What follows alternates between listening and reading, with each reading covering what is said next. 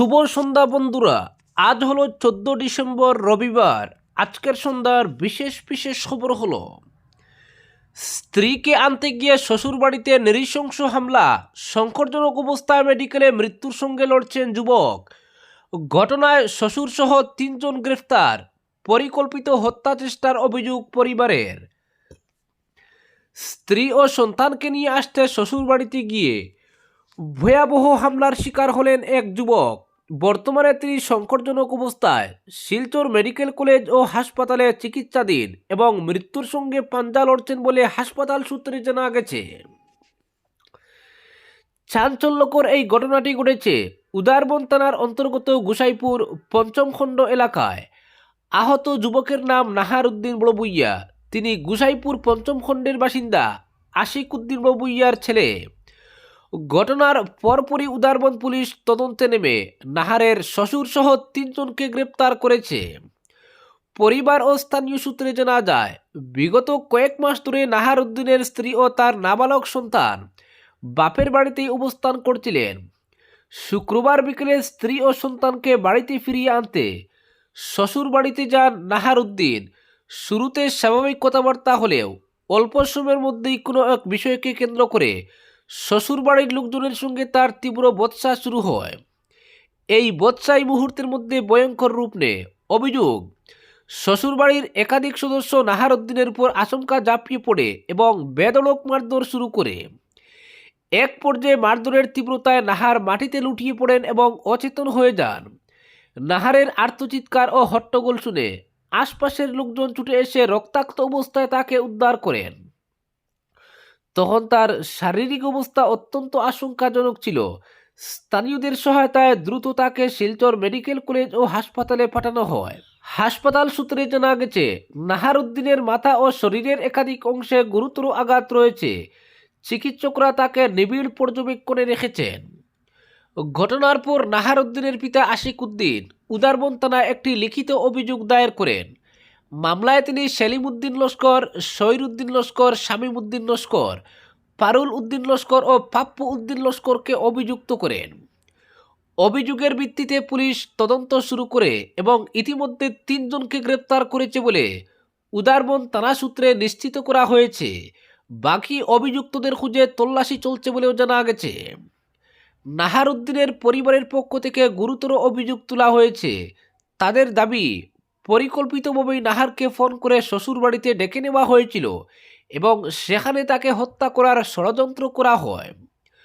পরিবারের মতে এটি নিছক পারিবারিক ঝগড়া নয়, বরং পূর্ব পরিকল্পিত হত্যা চেষ্টার ঘটনা। এই ঘটনার পর গোটা গোসাইপুর এলাকায় তীব্র উত্তেজনা ও ক্ষোভের সৃষ্টি হয়েছে। নাহার উদ্দিনের পরিবার ও স্থানীয় বাসিন্দারা ঘটনার সঙ্গে জড়িত সকল অভিযুক্তের দৃষ্টান্তমূলক ও কঠোর শাস্তির দাবি জানিয়েছেন। পুলিশ জানিয়েছে, ঘটনার প্রতিটি দিক খতিয়ে দেখা হচ্ছে এবং তদন্ত শেষ হলে আইন অনুযায়ী কঠোর ব্যবস্থা নেওয়া হবে। অপরদিকে প্রধানমন্ত্রীর আবাস যোজনা থেকে বঞ্চিত শিলচর দ্বিতীয় লিংক রোডের পিঙ্কুদর, মুখ্যমন্ত্রীর কাছে অসহায় পরিবারের আকুতি। শিলচর শহরের দ্বিতীয় লিংক রোড এলাকার এক কোণে নীরবে লড়াই চালিয়ে যাচ্ছেন অসহায় পিঙ্কুদর ও তার পরিবার। সরকারি নানা সামাজিক সুরক্ষা প্রকল্পের কথা বারবার শোনা গেলেও বাস্তবে সেই সুবিধার আলো আজও পৌঁছায়নি তাদের ঘরে। বিশেষ করে প্রধানমন্ত্রী আবাস যোজনার মতো গুরুত্বপূর্ণ প্রকল্প থেকে বছরের পর বছর বঞ্চিত রয়েছেন পিঙ্কুদর। সংবাদ মাধ্যমের সঙ্গে কথা বলতে গিয়ে পিঙ্কুদর জানান, গত কয়েক বছর ধরে তিনি একাধিকবার প্রধানমন্ত্রী আবাস যোজনার জন্য আবেদন করেছেন। প্রয়োজনীয় কাগজপত্র জমা দেওয়া থেকে শুরু করে সংশ্লিষ্ট দপ্তরের দ্বারস্থ হওয়া কোনো চেষ্টাই বাদ রাখেননি তিনি। অথচ আজ পর্যন্ত তার ভাগ্যে জুটেনি একটি পাকা ঘর। পিঙ্কুদরের অভিযোগ, একই এলাকায় অনেক আবেদনকারী ইতিমধ্যে প্রধানমন্ত্রী আবাস যোজনার ঘর পেয়েছেন, কিন্তু অজানা কারণে তার পরিবার এখনও সেই তালিকার বাইরে রয়ে গেছে। ফলে ভাঙ্গাচুরা জীর্ণঘরের মধ্যেই দিন কাটছে তাদের। বর্ষা এলেই পরিস্থিতি আরও ভয়াবহ হয়ে ওঠে। বৃষ্টির সময় ঘরের ছাদ ও দেওয়াল দিয়ে জল ঢুকে পড়ে। জলমগ্ন ঘরের ভিতরেই পরিবার নিয়ে বসবাস করতে বাধ্য হন পিঙ্কুদর। কখনো হাঁটু সমান জল, কখনো ভেজা মাটির উপর রাত কাটানো, এভাবেই চলছে তাদের জীবন সংগ্রাম। এদিকে পিঙ্কুদুরের স্ত্রী কান্না জড়িত কণ্ঠে জানান, অভাব অনটনের মধ্যেই আমাদের সংসার চলে। স্বামীর আয়ে কোনো মতে দুবেলা খাওয়া জুটে, কিন্তু এই ভাঙ্গা গড়ে থাকা খুবই কষ্টকর। ছোটোখাটো বৃষ্টিতেই গড়ে জল ঢুকে যায়, নিরাপত্তা নেই, সম্মান নিয়ে বাঁচার মতো একটা পাকা গড় চাই। অত্যন্ত দুর্বল আর্থিক অবস্থার কারণে নিজ উদ্যোগে ঘর নির্মাণ করার ক্ষমতাও নেই তাদের, ফলে সরকারি সহায়তাই একমাত্র সম্বল। শেষ পর্যন্ত সংবাদ মাধ্যমের মধ্য দিয়েই অসহায় এই পরিবার আবেদন জানিয়েছেন আসামের মুখ্যমন্ত্রী ডক্টর হিমন্ত বিশ্ব শর্মা, শিলচরের বিধায়ক দীপায়ন চক্রবর্তী এবং সাংসদ পরিমল শুক্লবৈদ্যের কাছে। তাদের একটাই আবেদন, দয়া করে প্রধানমন্ত্রী আবাস যোজনার আওতায় একটা পাকা ঘরের ব্যবস্থা করে দেওয়া হোক, যাতে অন্তত মাথা গুজার ঠাঁইটুকু নিশ্চিত হয়। সরকারি উন্নয়নের ডাকডোরের মাঝেই পিঙ্কুদোর পরিবারের মতো বহু দরিদ্র মানুষের জীবন আজও অনিশ্চয়তার অন্ধকারে। এখন দেখার প্রশাসনের সদিচ্ছায় কবে বাস্তবায়নের মাটিতে পৌঁছাবে উন্নয়নের আলো। অপরদিকে হাইলাকান্দিতে জাতীয় লোক আদালত, প্রাক বিচারাধীন প্রায় ৬,০০০ মামলা নিষ্পত্তির উদ্যোগ। হাইলাকান্দি জেলা আইনি পরিষেবা কর্তৃপক্ষের উদ্যোগে শনিবার হাইলাকান্দি জেলা দায়রা ও জজ আদালত চত্বরে জাতীয় লোক আদালত সফলভাবে অনুষ্ঠিত হয়। বছর 2025-এর শেষ জাতীয় লোক আদালত হিসাবে আয়োজিত এই কর্মসূচিতে বিপুল সাড়া লক্ষ্য করা গেছে।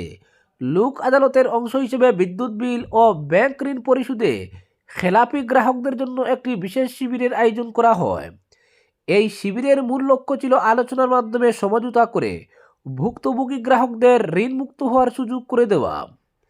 এতে বহু সাধারণ মানুষ প্রত্যক্ষভাবে উপকৃত হন। এছাড়াও লোক আদালতে মোটর দুর্ঘটনা ক্ষতিপূরণ ট্রাইব্যুনালের মামলা, ফৌজদারি আপোষযোগ্য মামলা, এনআই অ্যাক্ট সংক্রান্ত মামলা, অভিভাবকত্ব সংক্রান্ত মামলা সহ বিভিন্ন শ্রেণীর মামলা গ্রহণ করা হয়। পারস্পরিক আলোচনার মাধ্যমে ও জরিমানা আরোপ করে এসব মামলা নিষ্পত্তির জন্য কার্যকর উদ্যোগ নেওয়া হয়। সমগ্র বিচারিক কার্যক্রম পরিচালনার জন্য মোট 7টি বেঞ্চ গঠন করা হয়। হাইলাকান্দি আদালত চত্বরে অবস্থিত সকল আদালতেই একযোগে জাতীয় লোক আদালতের কার্যক্রম পরিচালিত হয়। এদিকে জেলা আইনি পরিষেবা কর্তৃপক্ষের সচিব প্রণব শর্মা জানান, শনিবারের লোক আদালতে নিষ্পত্তির উদ্দেশ্যে আনুমানিক 6,000 প্রাক বিচারাধীন মামলা নথিভুক্ত করা হয়। তিনি আরও জানান, এই লোক আদালতকে সফল করে তুলতে জেলার সর্বত্র ব্যাপক প্রচার চালানো হয়েছিল। অপরদিকে সর্বধর্মের বার্তায় কটাক্ষের বিষ বাষ্প, প্রশ্নের মুখে রামকৃষ্ণনগরের রাজনৈতিক শালীনতা, জয়দেব দাসের সম্প্রীতির আহ্বানের জবাবে কুরুচিকর মন্তব্য, সামাজিক মাধ্যমে অশালীন রাজনীতির বিরুদ্ধে খুব সচেতন মহলে। রাজনীতির ময়দানে মতভেদ নতুন কিছু নয়, কিন্তু সেই মতভেদ যখন ব্যক্তিগত কটাক্ষ, অশালীন উপমা ও সামাজিক মাধ্যমে কুরুচিকর ভাষায় রূপ নেয়, তখন তা শুধু রাজনৈতিক বিতর্কে সীমাবদ্ধ থাকে না, বরং সমাজের নৈতিক ভিতকেই নাড়া দেয়। ঠিক এমনই এক ঘটনাকে কেন্দ্র করে ফের উত্তাল হয়ে উঠেছে রামকৃষ্ণনগর বিধানসভা সমষ্টির রাজনৈতিক অঙ্গন। সম্প্রতি রামকৃষ্ণনগর বিধানসভা সমষ্টির বিজেপির সম্ভাব্য প্রার্থী জয়দেব দাস গামারিয়া 4 নং জামে মসজিদে অনুষ্ঠিত একটি ওয়াজ মাহফিলে উপস্থিত থেকে সর্বধর্ম সমন্বয়, শান্তি ও সম্প্রীতির বার্তা দেন। তার বক্তব্যে ছিল ধর্ম বিভাজনের ঊর্ধ্বে উঠে মানবিকতা, সহাবস্থান ও সামাজিক ঐক্যের আহ্বান। এই বার্তাকে স্বাগত জানান বিভিন্ন ধর্মের বহু সচেতন নাগরিক। অনেকেই এটিকে বর্তমান সময়ে প্রয়োজনীয় ও ইতিবাচক রাজনৈতিক বার্তা বলে মনে করেন। জয়দেব দাসের ওই কর্মসূচির ছবি ও পোস্ট প্রকাশ্যে আসতেই বর্তমান বিধায়ক বিজয় মালাকার তার এক অন্ধ অনুরাগী সামাজিক মাধ্যমে চরম কুরুচিকর ও অবমাননাকর মন্তব্য করে বসেন। মন্তব্যে ব্যবহৃত ভাষা ও উপমা ছিল এমন, যা কোনো শালীন রাজনৈতিক বিতর্ক তো দূরের কথা, সুস্থ সামাজিক কথোপকথনেও অগ্রহণযোগ্য। অশ্লীল ভাষায় মন্তব্য করেন এবং তিনি কমেন্টে লিখেন, Bijoy Malakar one piece, she is a royal Bengal tiger. এই মন্তব্য ঘিরেই শুরু হয় তীব্র রাজনৈতিক ঝড়। ঘটনাটি প্রকাশ্যে আসতেই তীব্র ক্ষোভ ছড়িয়ে পড়ে সচেতন মহলে। শিক্ষক সমাজ, সংস্কৃতিকর্মী ও বিভিন্ন সামাজিক সংগঠনের সদস্যরা প্রশ্ন তুলেছেন, রাজনৈতিক মত পার্থক্য থাকা স্বাভাবিক, কিন্তু ব্যক্তিগত আক্রমণ, অশালীন ভাষা ও লিঙ্গ অবমাননাকর উপমা কোন রাজনীতির পরিচয় বহন করে? তাদের মতে এটি শুধুমাত্র একটি ব্যক্তির মন্তব্য নয়, বরং রাজনৈতিক অসহিষ্ণুতা, উগ্রতা ও সামাজিক অবক্ষয়ের নগ্ন বহিঃপ্রকাশ। সামাজিক মাধ্যমে আজ রাজনীতির অন্যতম শক্তিশালী মঞ্চ। সেই মঞ্চে এই ধরনের ভাষা ব্যবহারের প্রভাব সমাজের উপর গভীর ও দীর্ঘস্থায়ী। এক শিক্ষাবিদ মন্তব্য করেন, রাজনীতি যদি সমাজকে পথ দেখায়, তাহলে এমন ভাষা ভবিষ্যৎ প্রজন্মকে কী শিক্ষা দেবে?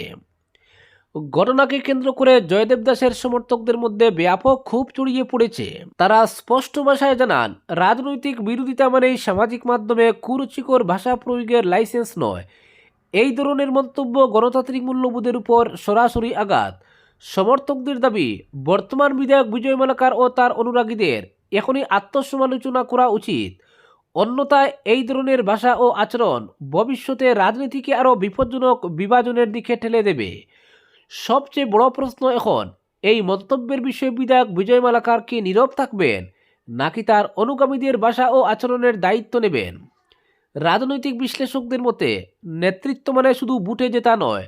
নেতৃত্ব মানে সমাজের শালীনতা, সহনশীলতা ও দায়িত্ববোধের দৃষ্টান্ত স্থাপন করা।